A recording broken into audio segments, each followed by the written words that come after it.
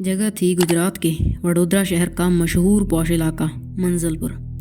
इस इलाके में काफ़ी सारी रिच फैमिलीज रहती हैं और यहाँ पर उनके बड़े बड़े बंगलोज हैं। और इन्हीं में से एक बंगलो था 63 साल के श्री हरि विनोद का, जो कि एक रिटायर्ड बैंकर थे।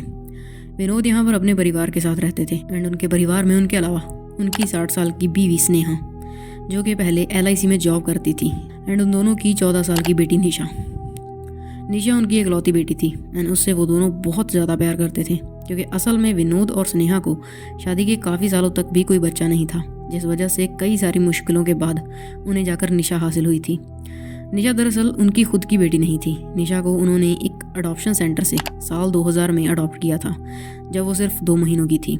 विनोद और नेहा बहुत खुश थे जब निशा उनकी ज़िंदगी में आई, और वो लोग उसे हर एक चीज़ ला कर देते जो भी वो मांगती। और उनका भी ये सपना था कि निशा भी पढ़ लिख कर उनका नाम रोशन करे, और इसीलिए उन्होंने निशा को अपने इलाके के सबसे महंगे स्कूल अम्बे स्कूल में लगाया था। एंड फिलहाल निशा 10th क्लास में पढ़ रही थी। और ऐसे ही वो दिनों अपनी छोटी सी फैमिली में खुश थे, और वो लोग ज़्यादा किसी बाहर वाले या फिर किसी रिलेटिव और पड़ोसी के साथ इंटरेक्ट नहीं करते थे। वो बस अपनी ही दुनिया में खुश रहते थे। इस मंजलपुर वाले बंगलों के अलावा जहाँ पर वो रहते थे, इसके अलावा भी विनोद की वडोदरा में काफ़ी सारी प्रॉपर्टीज़ थी, और इन्हीं में से उनके वडोदरा में 2 और घर थे, जो कि उन्होंने फ़िलहाल किराए पर दे रखे थे। एंड हर महीने उन्हें इन दोनों घरों से किराया आता था। 14 अक्टूबर 2014। दरअसल विनोद ने जो अपना घर किराए पर दे रखा था, उस घर में रहने वाले किराएदारों को वहाँ रहने में थोड़ी दिक्कत आ रही थी, क्योंकि इस घर को अभी रेनोवेशन की ज़रूरत थी। एंड इसी वजह से उन किराएदारों ने कई बार विनोद जी को कांटेक्ट करने की कोशिश की, बट उनकी विनोद से बात नहीं हो पाई। इसी वजह से 14 अक्टूबर को वो सीधा विनोद के घर ही पहुंच गए उनसे बात करने के लिए। बट यहाँ आकर उन्होंने देखा कि विनोद के घर पर तो ताला लगा हुआ था। शायद वो लोग घर पर नहीं थे, लेकिन जैसे ही वो लोग वहाँ से जाने लगे तो उन्होंने नोटिस किया कि घर के अंदर से बड़ी ही अजीब सी बदबू आ रही थी, जो कि अनबेरेबल थी।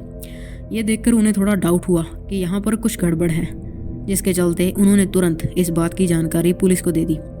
पुलिस भी अगले कुछ ही पलों में वहाँ पहुँच गई, एंड पुलिस के साथ साथ वहाँ आसपास में रहने वाले लोगों की भी वहाँ पर भीड़ जमा हो गई थी, ये जानने के लिए कि आखिर माजरा क्या है। एंड पुलिस के पूछने पर विनोद के नेबर्स ने बताया कि इस घर में तो पिछले लगभग 2-3 महीनों से ताला लगा हुआ है, और हम लोगों को भी कोई आइडिया नहीं है कि विनोद और उसका परिवार कहाँ चले गए। हम लोगों ने तो उन्हें लास्ट टाइम जुलाई महीने के कुछ आखिरी दिनों में देखा था। अब ये बात सुनकर पुलिस को भी लगा कि मामला कुछ गड़बड़ है, जिसके बाद उन्होंने विनोद के घर का ताला तोड़ा और घर में एंटर हो गए। अब ये बदबू और भी तेज़ आने लगी थी। वो लोग घर के कोने कोने की तलाशी में जुट गए, एंड जब वो एक कमरे के पास पहुंचे तो उन्होंने देखा कि वहाँ पर ताला लगा हुआ था। उन्होंने जैसे ही वो ताला तोड़ा और कमरे के अंदर दाखिल हुए तो उनकी हालत ख़राब हो गई, क्योंकि वहाँ पर 2 इंसानी डिकम्पोज्ड बॉडीज़ पड़ी थी, एक नीचे फर्श पर और दूसरी बेड पर। And not even the bodies, they were bare skeletons. ऐसा नज़ारा देखकर हर कोई शॉक में था, एंड पुलिस ने तुरंत उन दोनों बॉडीज़ को फॉरेंसिक एग्जामिनेशन के लिए भिजवा दिया। एंड देन उन्होंने लोगों से पूछताछ शुरू की, एंड उस पूछताछ में उन्हें ये पता चला कि इस घर में विनोद और उनका परिवार रहा करता था, और देखने मात्र से ही ये चीज़ क्लियर थी कि ये बॉडीज़ किन्हीं एडल्ट्स की थी। तो पुलिस यही मानकर चलती है कि ये दोनों बॉडीज़ विनोद और उनकी वाइफ स्नेहा की ही होंगी। बट अब सवाल ये था कि फिर निशा कहाँ थी, क्योंकि पुलिस को पूरे घर से उसका कोई सुराग नहीं मिला था। एंड कुछ पड़ोसियों ने पुलिस को ये भी बताया कि उन लोगों ने निशा को पिछले 1-2 महीनों में, जब से ये घर बंद पड़ा है, कई बार उसे एक लड़के के साथ बाइक पर यहाँ आते देखा है। एंड सिर्फ पड़ोसियाँ ही नहीं, बल्कि उस किराएदार ने भी यही बताया कि पिछले 2 महीनों से विनोद की बेटी निशा ही उनसे आकर किराया लेती थी, जबकि पहले वो लोग खुद विनोद के घर पर किराया देने आते थे। ये बात सुनकर पुलिस को थोड़ा अजीब लगा कि जिस घर में पिछले 2 महीनों से लाशें सड़ रही थी, वहाँ पर निशा कई बार दिखी गई थी। जिसके बाद उन्होंने निशा की खोज चालू कर दी, क्योंकि अब वही उनके सवालों का जवाब दे सकती थी। और अगले 24 घंटों के भीतर ही पुलिस ने निशा को ट्रेस कर लिया। पुलिस को अपने इन्फॉर्मर्स के थ्रू ये पता चला कि निशा फिलहाल वडोदरा में ही एक किराए के फ्लैट में रह रही थी, एंड वो भी किसी लड़के के साथ। एंड जब पुलिस ने उस लड़के की फ़ोटो लेकर विनोद के पड़ोसियों को दिखाई तो वो लोग भी उसे पहचान गए कि हाँ, यही वो लड़का है जिसके साथ निशा को उन्होंने अक्सर आते जाते देखा है। अब ये बात कन्फर्म होने के बाद पुलिस बिना वक्त गवाए उनके ठिकाने पर पहुँच गई, और वहाँ से उन्होंने विनोद की बेटी निशा और उसके उस दोस्त जिसका नाम सपन पुरानी था, उन दोनों को अरेस्ट कर लिया।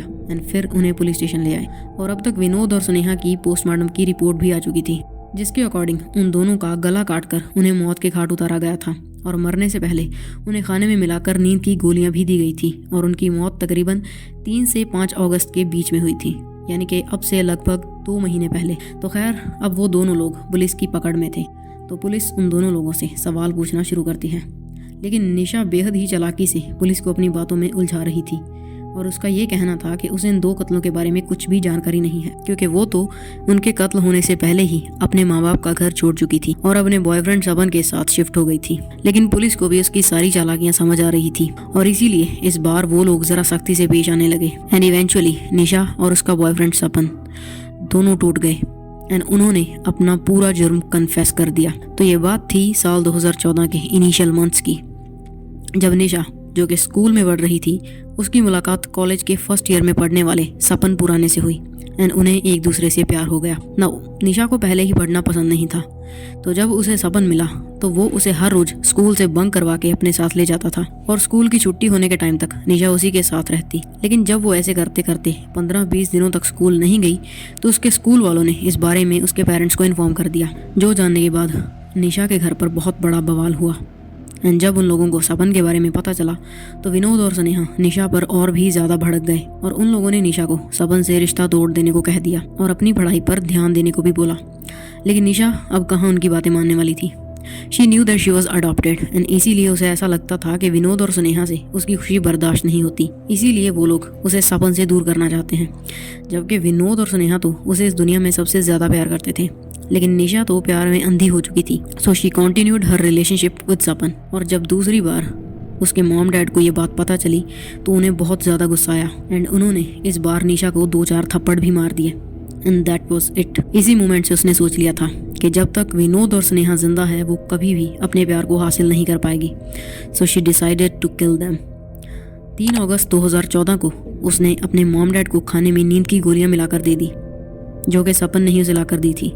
एंड जब वो लोग सो गए तो उसने सपन को अपने घर में बुलाया और उसकी मदद से अपने ही हाथों से अपने माँ बाप को मौत की नींद सुला दिया और फिर अपने बॉयफ्रेंड के साथ वहाँ से भाग गई। और सिर्फ इतना ही नहीं, इसके बाद भी वो दोनों हर 2-3 दिन बाद वहाँ वापस आते। विनोद और स्नेहा की बॉडीज को जल्द से जल्द डिकम्पोज करने के लिए उन पर एसिड छिड़कते और किसी को उनकी लाशों की बदबू न आए उसके लिए भी कमरे में काफ़ी सारा परफ्यूम छिड़क कर जाते। And they kept on doing this for 72 days, जब तक कि वो लोग पकड़े नहीं गए।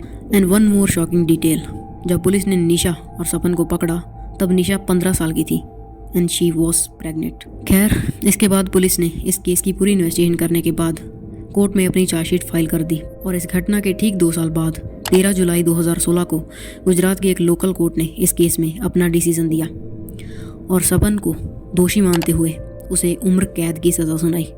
बट निशा क्योंकि माइनर थी तो उसे कोई सज़ा नहीं दी गई and she was set free in society after some time. So yeah, this was our today's case. If you find this video informative, please drop a like and do check out this video popping on the screen and you can also subscribe for more such content. फिर मिलेंगे।